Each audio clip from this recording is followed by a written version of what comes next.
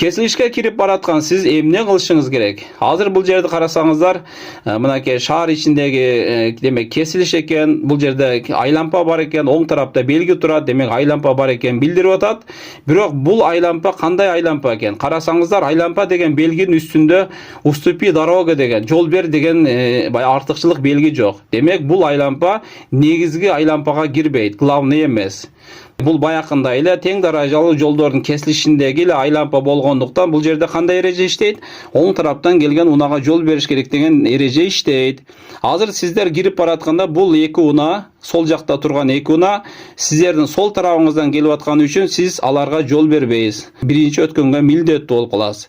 Ошондо туура жооп кандай экен? Эки унадан мурун биринчи өткөнгө милдеттүүсүз деген жооп туура болот. Ушул жоопту белгилейбиз. Кыздар үчүн чоң рахмат. Урматтуу менин көрүүчүлөр, мен катталуучулар. Эгер право алууда экзаменден өтүү аябай кыйын болуп жаткан болсо, кайра барып жадаган болсоңуздар, анда менде платный онлайн курс бар.